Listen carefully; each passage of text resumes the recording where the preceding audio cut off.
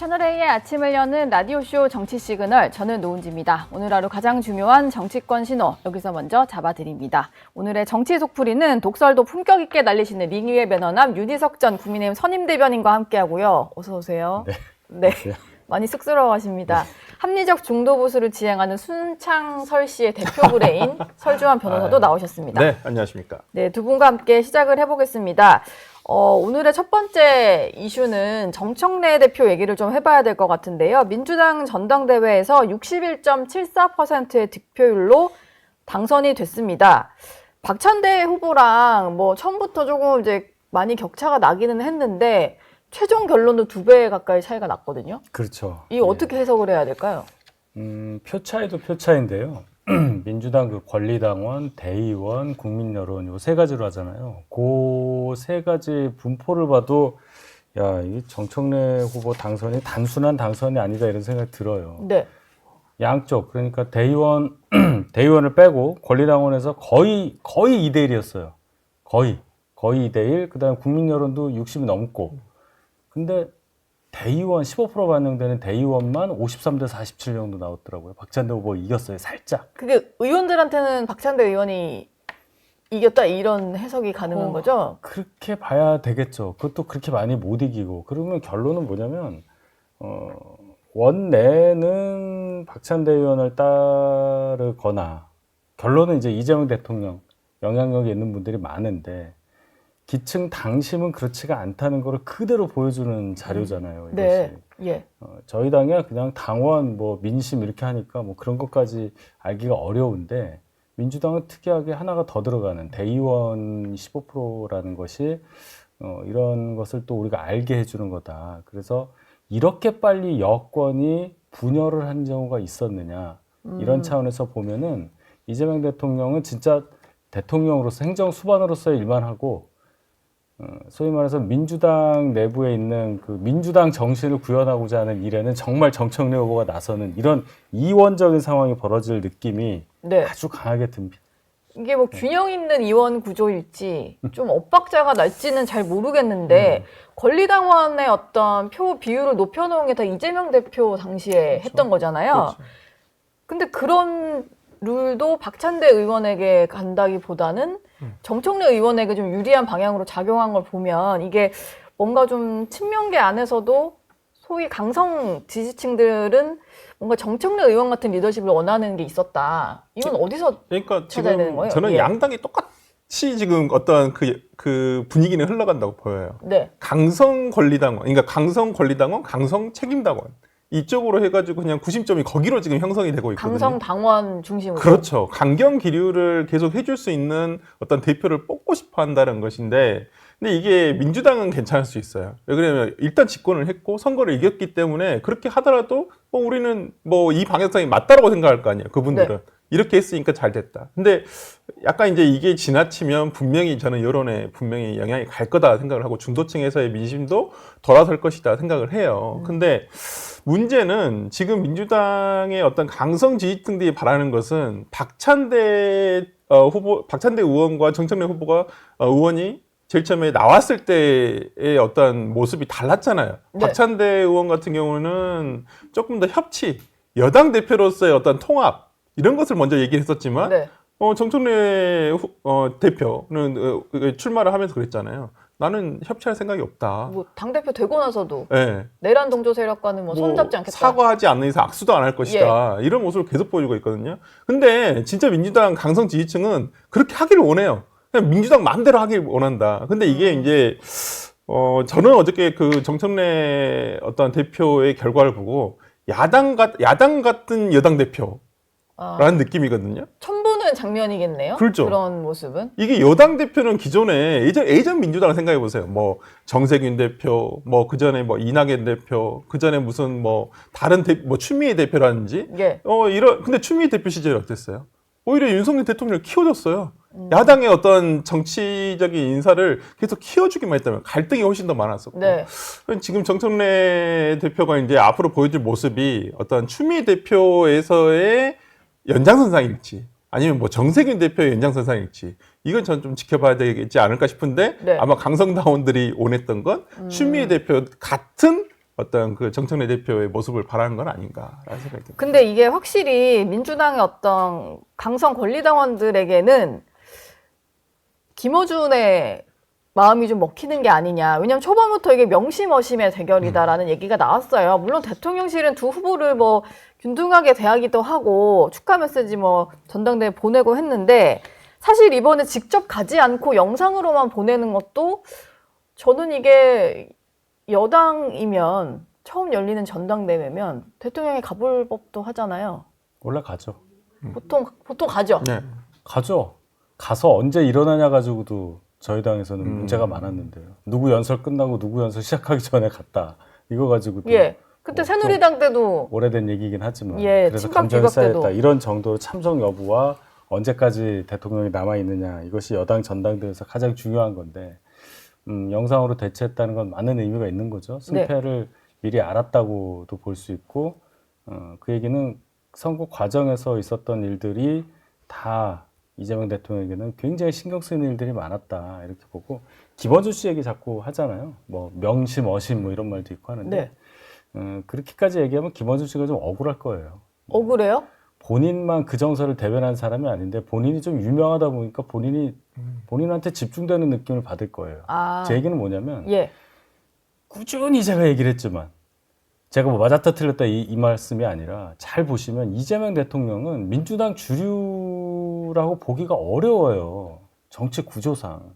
성남시장부터 시작을 한 분이란 말이에요. 2010년에. 예. 민주당 주류는 엄연히 있고 과거에 호남 동교동 뭐 이쪽이 있었다면 젊은 피 수혈이랑 이런 것들을 통해서 김대중 대통령 때 결국은 386 운동권이라는 분들이 들어와서 20년 넘게 지금 당의 주류로 잘하고 이미 영향력을 엄청나게 발휘하고 있는 순간이 돼버렸잖아요. 네. 그러니까 대통령이 되는 순간 민주당 내 장악력은 이재명 대통령 입장에서는 많이 떨어질 수밖에 없다. 그리고 다시 선거 나갈 뿐도 아니고 아마 그런 전략적 판단을 할 거예요. 민주당의 소위 말하는 강성 지지층들은. 그럼 그 다음을 누구를 볼 거냐는 차원에서 정청래다. 이런 이제 해석을 하는 거죠. 지금 그 얘기가 임기가 뭐냐? 2달도 채 안 됐는데 벌써?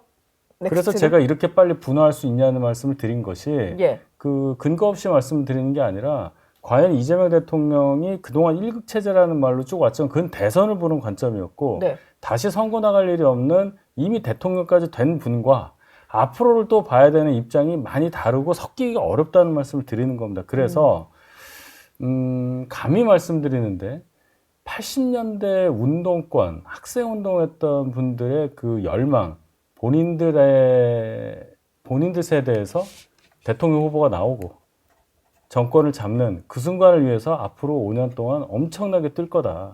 아, 그 선봉장이 정청래 의원이다. 이 점을 봐야 한다. 예. 민주당 기득권들인데 그분들이 그래서 386 세대가 그럼요. 굉장히 큰일 났어요. 기득권들인데 그분들에 대한 퇴진 요구가 지지난 총선부터 있었거든요. 예. 586, 686. 아니, 언제까지 또 586이냐. 근데 그분들이 이제 한 번 더 하시면서 60대가 됐어요.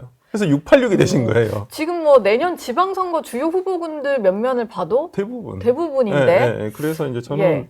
근데 저는 되게 어제 그 참 이재명 대통령 측에서는 상당히 골치 아프겠다라는 생각이 들었어요. 특히나 그 정청래 대표가 입에 잘 안 되자마자 붙으시죠 지금 대표라는 말이. 그러니까요. 꼭 넘친 건데. 의원이 정청래 대표? 네. 정청래 대표가 먼저 제일 먼저 챙긴 사람이 누구예요? 강선우였어요. 강선우 의원이었어요. 내가 강선우 의원을 네. 통화한 보호하겠다. 사실을 밝히면서 당 대표로서 힘이 되어 드리겠다. 네. 근데 뭘 자꾸 힘이 되어 드리죠? 그러니까 그 우리가 소위 말하자면 지난 그 여가부 장관의 후보자로서 인사청문회를 통해서 그 갑질 내용이 엄청 많이 나왔었잖아요. 예. 그게 뭐 사실로 확인되는 부분도 있고 뭐 아닌 부분도 있겠지만은 어쨌든 간에 국민적 공분에 의해서 그건 청와대가 수용을 한 거란 말이에요. 네. 이재명 대통령이 결단을 한 거란 말이에요. 네. 근데 거기에 대해서 저는 반기를 들었다고 봐요. 이건 옳지 않았다. 이건 이재명 대통령이 한 것이지만은 옳지 않은 결정이었다라는 것을 저는 우회적으로 저는 비판을 했다고 봐요. 오히려 이제 자진 사퇴를 촉구하는 글을 올렸던 박찬대 의원과 대비되게 본인은 그럼요. 계속 비를 같이 맞아주는 게 동료다. 네. 뭐 그런 얘기를 하고 김어준 씨는 심지어 뭐 이렇게 사퇴할만 할 정도의 문제는 없었다 뭐 이런 얘기까지 그러니까요. 하는데 저는 어제 되자마자 각을 세우기 시작했다라고 보이고 강선우 의원과 통화한 것만으로도요. 그럼요. 저는 그 부분을 제일 먼저 나온 주제였잖아요. 예. 정청래 대표가 된 다음에 제일 먼저 나온 메시지가 강선우 의원에 대한 내용이었어요. 그렇다고 한다면 이건 이재명 대통령이 한 결정에 대해서 나는 그게 옳지 않다라고 본다라고 얘기를 한 것과 다름이 없거든요. 네. 박찬대 만약에 의원이 대표가 됐었으면 강선우 의원에 대해서 그렇게 했을까요? 그러니까요. 안 했을 거라고 보이거든요. 제가 봤을 때 그건 민심에 조금 어긋나는 거란 말이에요. 네. 근데 지금은 정청래 대표는 앞으로 갈 방향에 대해서 저는 분명하게 본인이 메시지를 내놨다고 생각합니다. 근데 지금 일반 국민들 입장에서는 강선우 의원의 어떤 낙마나 이런 과정에서의 어느 정도 갑질 부분에 대해서는 대통령실도 좀 인지를 했다. 그래서 거취를 결정한 거다라는 생각이 드는데 자꾸 이렇게 동떨어지는 행동을 하는 건 이유가 있기 때문일 거 아니에요. 강성 지지층만 보고 가는 거죠. 중간에 강선우 의원이 낙마를 한 상태만 딱 본다면 만약에 대표 출마했으면 대표도 될 만한 기세였어요. 민주당 내 분위기가 그렇게 돌아가더라고요. 박찬대 의원은 승부수를 던졌죠. 민심에 부합하는 결정을 대통령실이 내려달라. 본인이 용감하게 해서 뭔가 조치가 이루어지면 본인이 그래도 민심을 떠받드는 사람으로 자리매김해서 전혀 동떨어진 얘기한 정청래와 비교가 돼서 이 대표 선거에서 좀 앞설 수 있지 않냐는 계산을 했을 텐데 17분 만에 강선우 의원이 그냥 들이받아 버렸잖아요. 할게요. 그러면서 분위기가 묘하게 흐르더라고요. 결론은 못 뒤집었죠. 네. 결론 그대로 나온 거죠. 그럼 이제 민주당 분위기가 그렇게 가는 겁니다. 그러니까 강성 지지층이 원하는 것이 항상 보면은 당한 만큼 돌려주고 그동안 너무 참았다. 문재인 정부 때 너무 참아서 이렇게 됐는데 대선 윤석열 대통령 때요. 그대로 갖다 받쳐주고 이걸 반성해서 더 세게 나가자 막 이렇게 갈 거예요. 그럼 이럴 때 민심과 이게 맞겠느냐 이런 고민을 해보면 말씀하신 대로 민주당에서 586, 686 물러나란 말 한 지가 오래됐는데 이제 786 할 기세예요. 그러면 민주당이 점점 그렇게 가는 거 수구화되는 거예요. 수구가 보수의 전유물은 아니에요. 네. 수구화되는 과정에서 민주당이 어디로 갈 거냐. 이분들의 힘이 너무 세기 때문에 오히려 저희 입장에서는 제가 자위를 하는 건지는 몰라도 이미 저희 쪽의 수구 세력들은 국민적 지탄을 받아서 솔직히 껍데기만 남았다고 봅니다. 그런 차원에서 민주당은 큰일 났다. 그런데 뭐 저희가 민주당 걱정할 처지는 아니고 예. 이런 과정이 그렇다는 말씀을 드리는 거예요. 예. 저는 뭐 양당 다 걱정할 처지가 돼서 걱정이 좀 되긴 되는데 말이 너무 세서요. 여야의 개념이 아니다 이런 말이 좀 나왔잖아요. 당장. 그러면서 또 하는 얘기가 본인이 뭐 헌법재판소법 일부 개정 법률안을 대표 발의하기도 했고 위헌정당 해산 심판을 국회 본회의 의결만으로 해서 좀 청구할 수 있도록 하는 뭐 이런 법안인데 당장 뭐 당이라도 없앨 기세이긴 해요.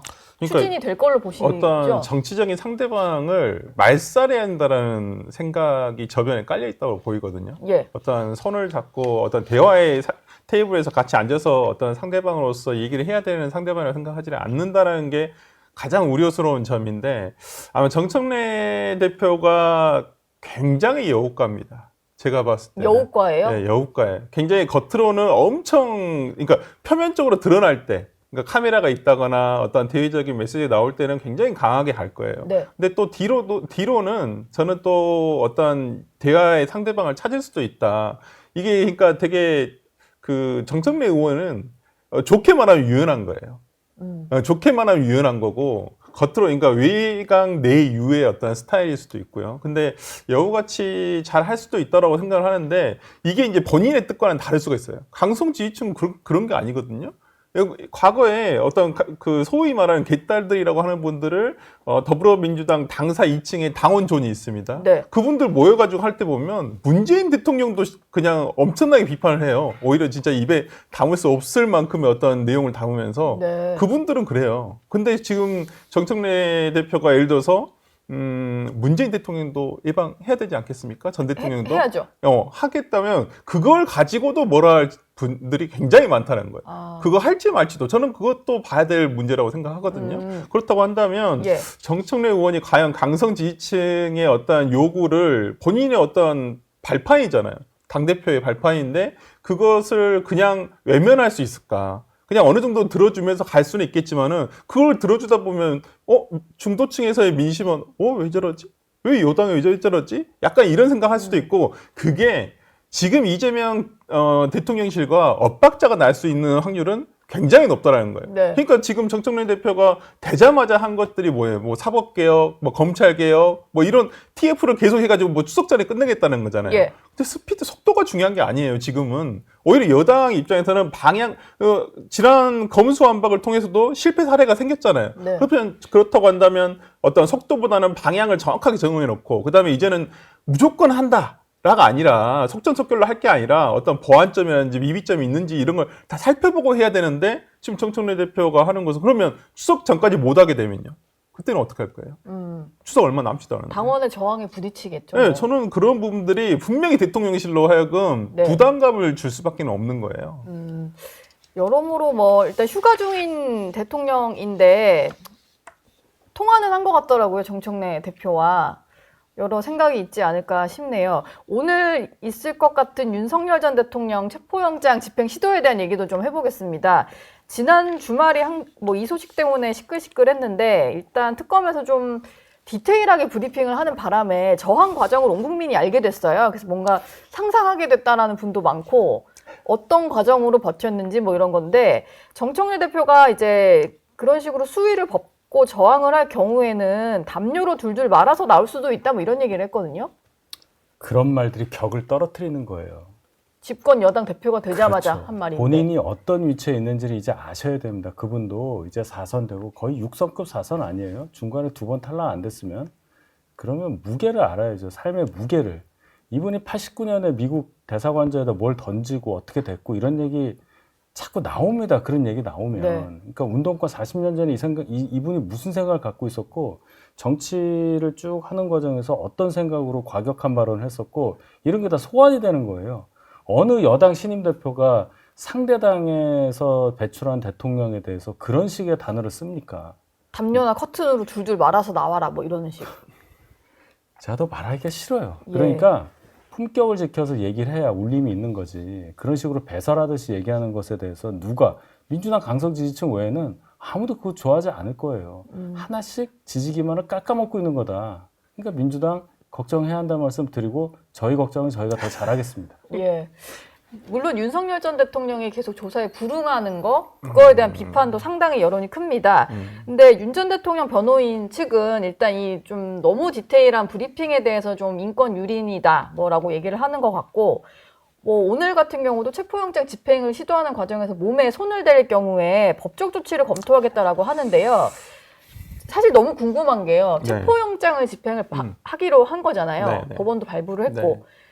그럼 뭐 강제력을 행사할 수는 전혀 없는 건가요? 아니요, 강제 인치는 가능하죠. 원래 체포라는 게 뭐예요? 물리적으로. 강제로 하려면 몸에 손을 댈 수밖에 없잖아요. 그렇죠. 원래 체포라는 게 뭐 예를 들어 수사관이라든지 아니면 검사의 지시를 받는 교도관들이 가서 잡아서 끌고 나오는 걸 체포라고 하는 거잖아요. 네. 강제 인치를 체포라고 하는 거니까 가능은 하죠. 근데 이제까지 그러한 사례가 없었다라는 것이고, 그러니까 일반 재소자 같은 경우에도 꼭 뭐 윤석열 전 대통령뿐만 아니라 일반 재소자 같은 경우에 출석을 어떤 거부하는 자에 대해서 어떤 이게 억지로 끌고 나온다? 이렇게는 잘 안 했던 건 사실이거든요. 그렇게 뭐 하는 경우도 있었겠지만은 네. 잘 하지 않았다. 왜냐면 나와서 그러니까 실효성이 없잖아요. 그렇게 입을 벌릴 수는 없잖아요. 완강하게 거부하는 네. 사람이 나와봤자 조사에 제대로 응할 리가 없으니까. 그러니까 저는 이제 뭐 그런 부분에서는 저는 윤석열 대통령 먼저 큰 책임은 윤 전 대통령 측에 있다고 보여요. 네. 나와서 진술 거부권을 행사하더라도 나와 가지고 하는 게 맞죠. 네. 근데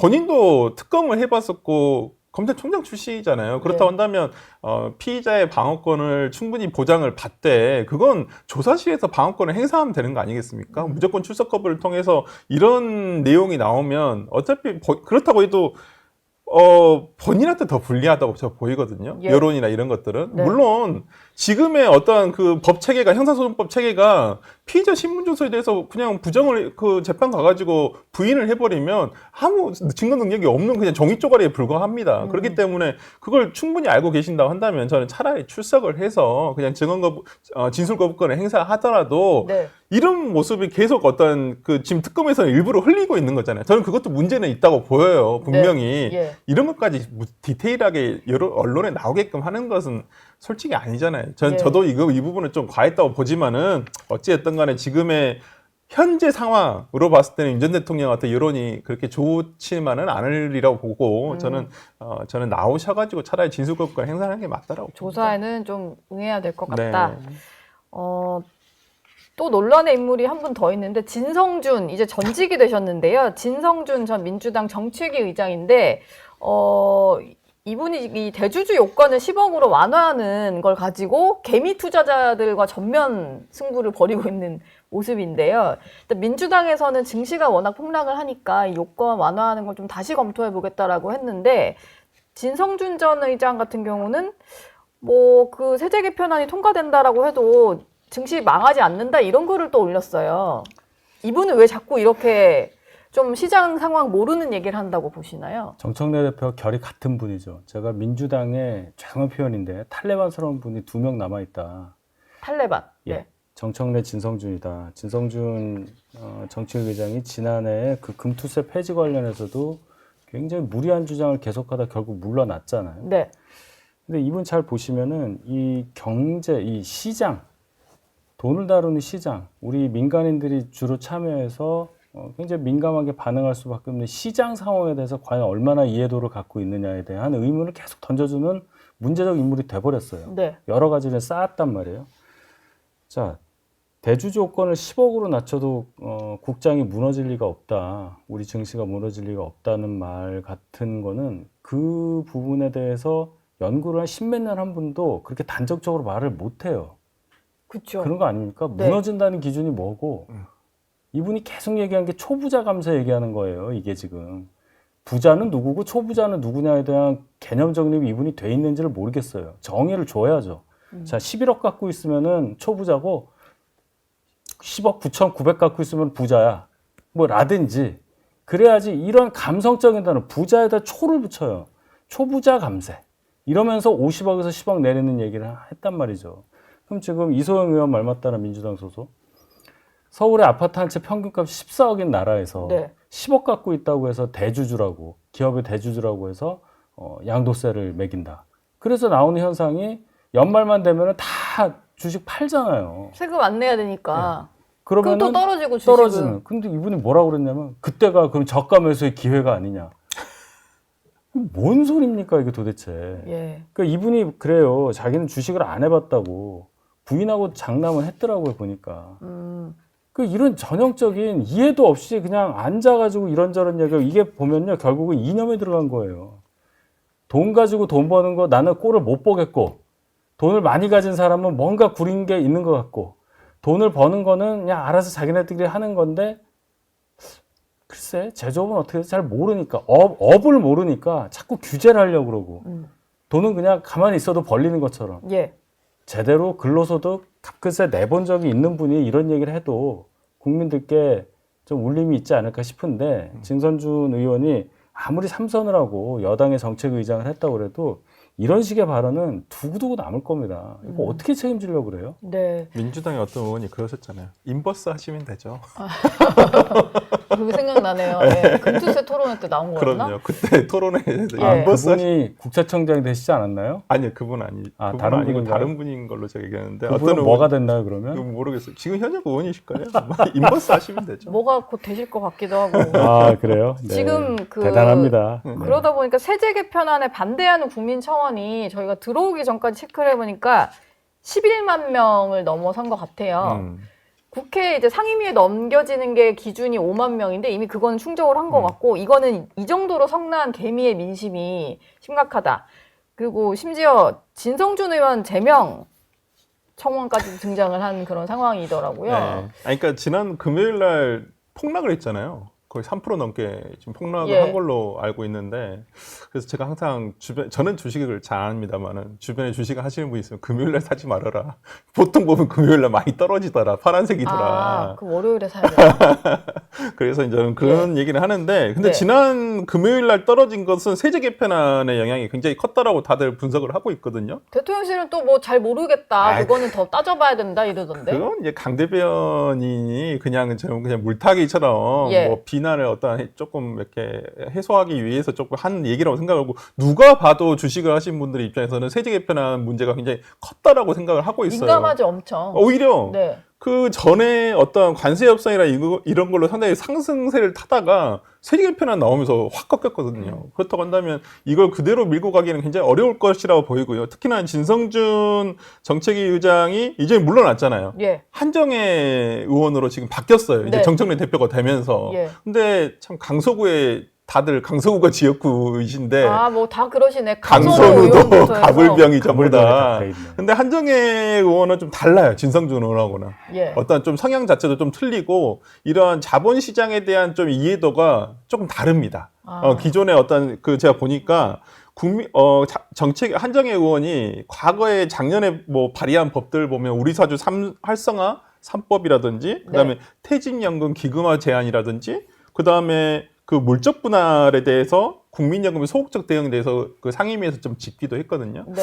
저는 지금 그 한정혜 정책위 의장이 오면서 진성주 정책위 의원과는 다른 스탠스를 보여줄 거라고 생각하기 때문에 아마 이 부분은 세제 개편안은 조금 김병기 원내대표도 의견들을 좀 가지 않을까, 좀 상향돼서 조정이 되지 않을까라는 생각이 들고 아마 이 부분은 정청래 대표도 아마 그거 수용을 하지 않을까라는 생각이 네. 좀 들어서 네. 진성준 의원은 모르겠어요. 그러니까 저는 진짜 이분의 어떤 그 의견을 믿지 않기로 맘먹은 건 딱 그 한마디였어요. 저는 주식을 하지 않습니다만. 이 얘기를 방송에서 하셨거든요. 저는 네. 그전까지는 하고 계신 줄 알았어요. 그래서 금투세를 반대하시는구나, 네. 이 폐지를 반대하시는구나 생각했는데 그때 저도 이제 출연하고 있던 프로그램인데 그때 나오셨더라고요. 그래서 저도 진짜 1시간 꼼꼼하게 들었는데 정말 저는 그 얘기, 그 한마디를 듣고 이분은 안 되겠다. 그래서 다 화가 난 거예요. 네. 개미 아니, 투자자들이 본인- 안 하면서 왜 그러냐. 네. 예. 주식 시장에 대해서 본인이 모르는데 주식 시장에 관련한 어떤 세금 문제를 전부 다 포괄적으로 본인이 주장을 하고 있는 거잖아요. 네. 그걸 누가 믿어요? 어떤 개미 투자자가 이 사람을 믿고 그러면 여당의 정책의장으로서 이걸 믿고 하겠어요? 당신은 다수당이었잖아요. 무조건 입법을 할 수 있는 것이었고.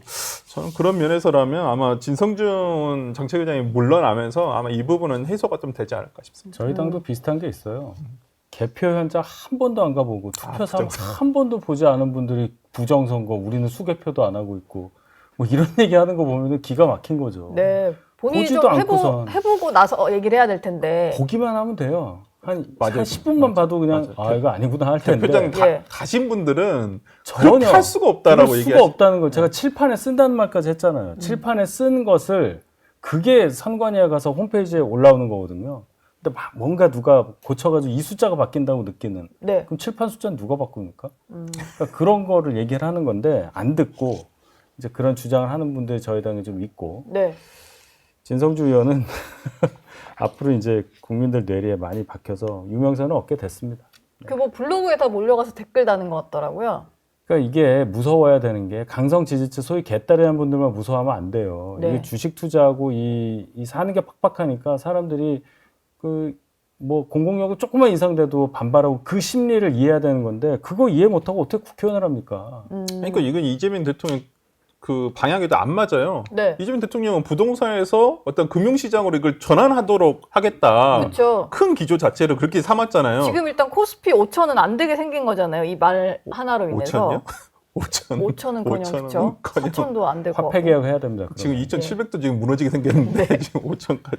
저희 얘기하다 보니까 국민의힘 얘기를 좀 못했는데 마지막으로 질문 짧게 하나만 좀 드릴게요. 어제 비전 발표회가 있었는데 혁신 경쟁이 될 것 같은 분위기인지 전혀 아니셨죠? 제가 참 예. 그 송구스러운 맞습니다. 저희 당 전당대회인데 지금 저희 당 전당대회에서 혁신을 얘기하고 뭐 뭔가 주장이 있어서 대립해서 요 중간에 선택을 받아서 어떤 지도부가 탄생하는데 이 개념으로 보기가 어렵습니다. 네.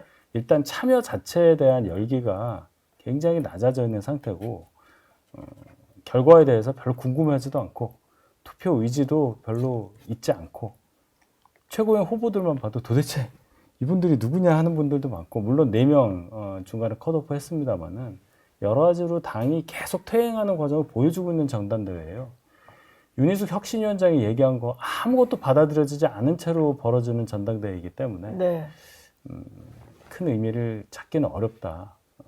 뭐 이 정도밖에는 말씀을 못 드리겠습니다. 그나마 저도 이렇게 좀 봤거든요. 네. 그나마 저는 이 절망 속에서 그나마 새싹이 어느 정도 좀 보일까라는 생각이 들었는데 저는 혁신적인 부분에서는 안철수 의원이 안철수 조금 더 좀 저 사람이 되면 안철수 의원이 되면 혁신은 좀 하겠다라는 네. 느낌이고 그다음에 희망감 1위는 주진우 의원. 그래도 주진우 의원이 되면 뭔가 좀 나아지지 않을까 당이 조금은 그런 조금 그 절망감 속에서도 예. 이런 새싹은 트고 있구나라는 생각이 들어서 네. 저는 어저께 좀 재밌게는 봤어요. 좀 답답하면서도 어떤 후보는 좀 답답하기도 하고 어떤 후보는 좀 그랬습니다만은 그나마 전 전체적인 어떤 메시지를 보면 뭐 안철수 후보가 그래도 혁신에 대한 희망감이 있었고 어떤 당의 전체적인 쇄신에 대한 희망감은 전 주진우 의원이 그나마 네. 있었다 저는 봅니다. 이제 전당대회 선거전이 시작이 된 거니까 뭐 앞으로 좀 관심이 생길지는 더 지켜봐야 될 것 같습니다. 두 분 말씀은 여기서 마무리하겠습니다. 고맙습니다. 저희 영상 많이 시청해 주시고요. 좋아요, 구독, 댓글, 알림 설정 꼭 부탁드리겠습니다.